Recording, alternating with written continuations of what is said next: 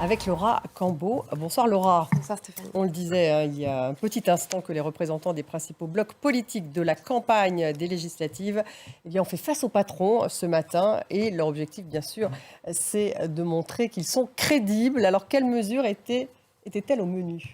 Eh bien, tout d'abord, pour le nouveau Front populaire, une proposition phare a été largement abordée. Il s'agit de l'augmentation du SMIC, le salaire minimum, de 1 400 euros à 1 600 euros net. Parmi les autres mesures, le blocage des prix pour les produits de première nécessité.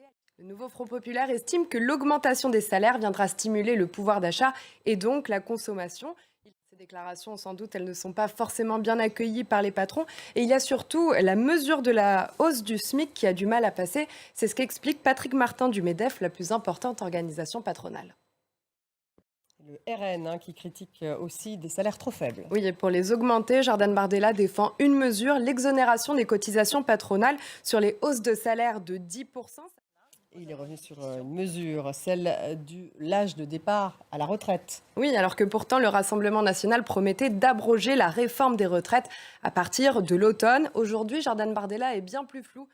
Avec ce type de déclaration sur sa volonté de respecter le budget de l'État, le Rassemblement national tente de rassurer les chefs d'entreprise, montrer qu'il veut une économie attractive et stable. Qu'en pensent les principaux concernés ? Ils sont très divisés. Le troisième bloc, celui de la majorité présidentielle ensemble, là on est dans la continuité.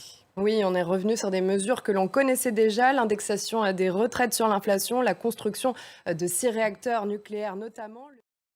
Que soit le camp qui l'emporte, il récupérera des comptes bien dans le rouge. L'exécutif, on le rappelle, prévoit de revenir en 2027 à un déficit à 3%, le seuil fixé par l'Union européenne.